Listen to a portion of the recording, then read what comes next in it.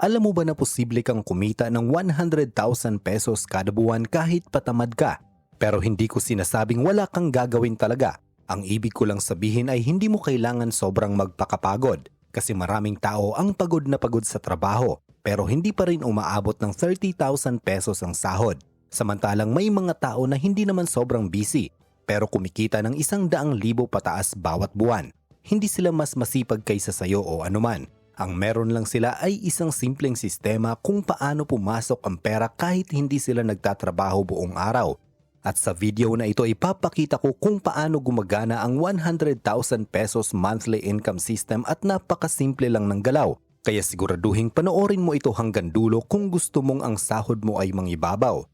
Kapag narinig ng maraming tao ang 100,000 pesos kada buwan, iniisip agad nila na kailangan magtrabaho ng sobra umaraw man o umulan. Yung tipong halos wala ka ng pahinga. Pero sa kalusugan, hindi ito maganda. Alam mo, para kumita, hindi mo naman kailangan magtrabaho ng todo.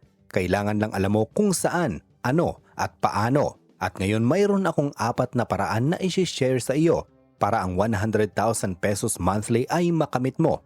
Ang number 1 ay faceless YouTube channel. Alam mo ba na may mga YouTube channel na kumikita ng malaking pera bawat buwan pero hindi mo alam kung sino ang may-ari? Kagaya na lamang nitong channel natin. Walang mukha, walang vlog, at walang camera na nakatutok. Pero tuloy-tuloy ang views at tuloy-tuloy din ang kita. Ito ang tinatawag na faceless YouTube channel. At isa ito sa mga paraan kung bakit may mga taong kumikita ng hanggang 100,000 pesos o higit pa bawat buwan sa internet kahit hindi sila nagpapakita sa camera. Ang dahilan kung bakit malakas ang model na ito ay dahil sa lawak ng audience ng YouTube. Kapag nag-upload ka ng video, hindi lang Pilipinas ang pwedeng makapanood nito.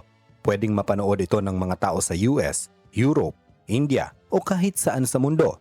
Ibig sabihin, ang potential audience mo ay hindi lang daan o libo, kundi milyon. At sa YouTube, habang mas maraming nanonood, mas maraming ads ang lumalabas sa videos mo at doon nagsisimulang pumasok ang kita. Kapag ang channel mo ay na-monetize na at nakakakuha ng maraming views bawat buwan, may posibilidad itong kumita ng libo-libong piso hanggang umabot sa 100,000 pesos o higit pa depende sa niche, audience at consistency ng uploads. Pero hindi lang ads ang pinagkukuhanan ng pera sa faceless YouTube channel. Pwede ka rin kumita sa affiliate marketing kung saan naglalagay ka ng links sa description ng video at may commission ka kapag may bumili gamit ang link mo. Pwede ring magkaroon ng sponsorships kung saan may mga brand na nagbabayad para ma-mention sa video mo ang kanilang produkto o serbisyo. Kapag pinagsama-sama ang ads revenue, affiliate income, at sponsorships, doon magsisimulang maging seryosong income stream ang isang YouTube channel. Ang isa pang dahilan kung bakit malakas ang faceless YouTube channel ay dahil hindi mo kailangan maging influencer o celebrity para gawin ito. Sa traditional na vlogging, ang puhunan ay personality, confidence sa camera, at minsan ay magandang setup o equipment. Pero sa faceless channel, ang mahalaga ay topic at value ng content. Halimbawa, maraming successful channels na gumagawa ng videos tungkol sa facts, top 10 lists, history, motivational stories, finance tips, o simpleng educational explainers. Karaniwan, voice-over lang ang ginagamit kasama ng stock footage, animations, o images para mabuo ang video. Ibig sabihin, ang viewers ay nanonood dahil interesting ang impormasyon, hindi dahil kilala nila kung sino ang gumawa ng video. Ang isa pang dahilan kung bakit posible itong umabot sa 100,000 pesos bawat buwan ay dahil sa tinatawag na compounding effect ng content. Sa YouTube, ang bawat video na ginawa mo ay parang digital asset na pwedeng kumita kahit matagal na itong na-upload. Hindi tulad ng ibang social media post na nawawala agad sa feed. Ang YouTube videos ay pwedeng patuloy na mapanood kahit buwan o taon na ang lumipas. Habang dumadami ang video sa channel mo, dumarami rin ang posibilidad na may mga lumang videos kang patuloy na nakakakuha ng views araw-araw. Ibig sabihin, hindi lang isang video ang kumikita para sa iyo, kundi buong library ng content na ginawa mo sa paglipas ng panahon. Kapag ang channel mo ay may 10, 20 o kahit 50 videos na patuloy na pinapanood ng mga tao, mas nagiging realistic na umabot sa libo-libong views araw-araw ang channel mo. Kaya maraming tao ngayon ang nagsisimulang gumawa ng faceless YouTube channels. Hindi dahil ito ang pinakamadaling paraan para kumita, kundi dahil kapag naitayo mo na ang system at nakabuo ka ng content na patuloy pinapanood ng mga tao, nagiging scalable at long-term income source ito. Sa panahon ngayon na halos lahat ay gumagamit ng internet at nanonood ng videos araw-araw, ang mga taong marunong gumawa ng content na gustong panoorin ng maraming tao ay may malaking pagkakataon na kumita ng malaki online. I-comment mo sa ibaba kung gusto mo ding pag-aralan kung paano ba ang paggawa ng faceless YouTube channel para kahit papano ay makapagbigay ako ng tips. At bago ang number 2, kung bago ka lang dito at bago pa mahuli ang lahat, baka naman pwede mong pindutin ang subscribe button. Malaking tulong na ito para sa ating channel at para lagi ka ring updated sa mga susi sa pagyaman videos. Maraming salamat po. Ang number 2 naman ay high-ticket freelancing. Work less, earn more. Isa rin ito sa paraan kung bakit posible kang kumita ng hanggang 100,000 pesos bawat buwan kahit hindi ka nagtatrabaho buong araw. Sa karamihan ng trabaho, kailangan mong magtrabaho ng maraming oras para kumita ng malaking pera. Halimbawa, kung 200 pesos lang ang kinikita mo kada oras, kailangan mong magtrabaho ng napakaraming oras para umabot sa 100,000 pesos ang sahod mo kada buwan.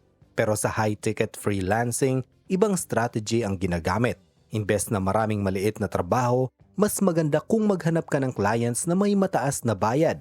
Halimbawa, may mga freelancer na kumikita ng 50,000 pesos bawat buwan sa isang client lang. Ibig sabihin, kung mayroon kang 2 client, posible ka nang umabot sa 100,000 pesos monthly income. At kadalasan, hindi naman buong araw ang trabaho para dito.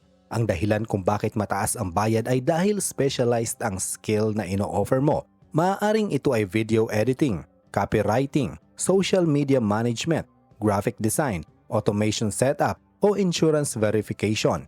Kapag ang skill mo ay nakatulong sa negosyo ng client para kumita o makatipid ng oras, handa silang magbayad ng mas mataas. At dito nagiging tamad-friendly ang model na ito. Hindi ibig sabihin na wala kang gagawin, pero ibig sabihin hindi mo kailangan magtrabaho ng 10 hanggang 12 oras araw-araw para kumita ng malaki.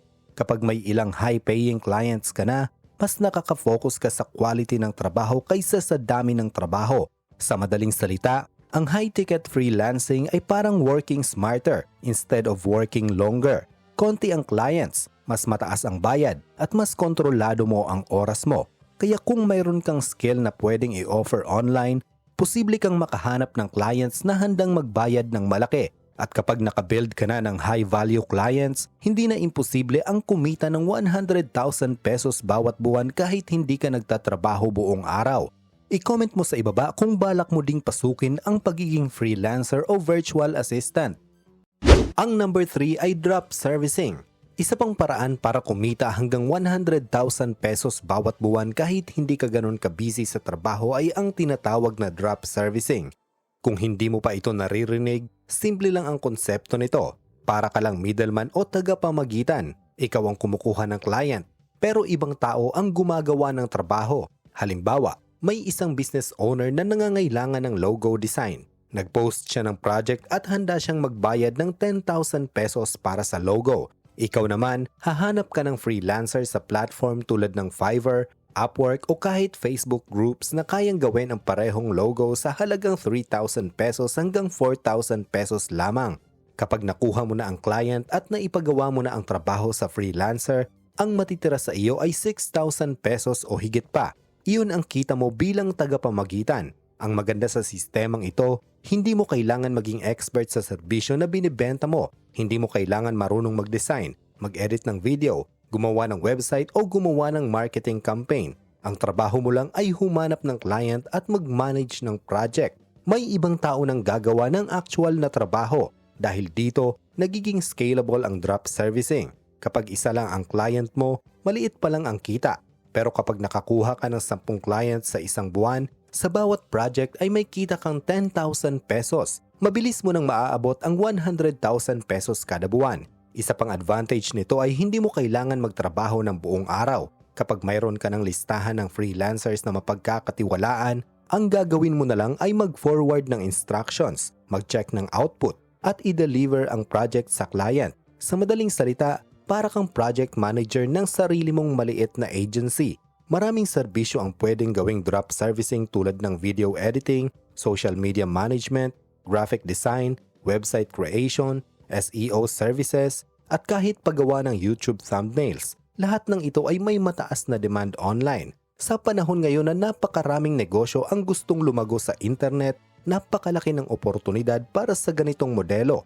Kung marunong kang maghanap ng client at mag-connect ng tamang tao para sa trabaho, posible talagang kumita ng 100,000 pesos o higit pa bawat buwan gamit ang drop servicing. Kahit hindi ikaw ang gumagawa ng mismong serbisyo, i-comment mo din sa ibaba kung balak mong pasukin itong drop servicing. Ang ika-4 na paraan naman ay Facebook page monetization. Isa pang paraan para kumita ng 100,000 pesos bawat buwan kahit hindi ka ganoon ka-busy ay ang Facebook page monetization. Sa madaling salita, kumikita ka sa Facebook dahil sa mga content na pinapanood ng mga tao. Ganito ang konsepto. Kapag mayroon kang Facebook page na may maraming followers at malakas ang engagement, pwede kang kumita sa iba't ibang paraan tulad ng ads sa video, Reels bonus, brand partnerships, at affiliate promotions. Ibig sabihin, habang nanonood ang mga tao ng content mo, may pumapasok na kita. Ang maganda pa rito, hindi mo kailangan magpakita ng mukha o gumawa ng sobrang komplikadong content. Maraming page ngayon ang kumikita gamit lang ang short videos, compilations, trivia content, motivation clips, o kahit simpleng entertaining posts. Ang mahalaga ay may mga taong nanonood at nagsishare ng content mo. Halimbawa, gumawa ka ng page tungkol sa facts, motivation o life tips. Magpo-post ka ng short videos o reels araw-araw. Kapag nagsimulang dumami ang followers at umabot sa requirements ng Facebook monetization, pwede nang maglagay ng ads sa videos mo. Sa bawat libo-libong views, may maliit na kita na pumapasok.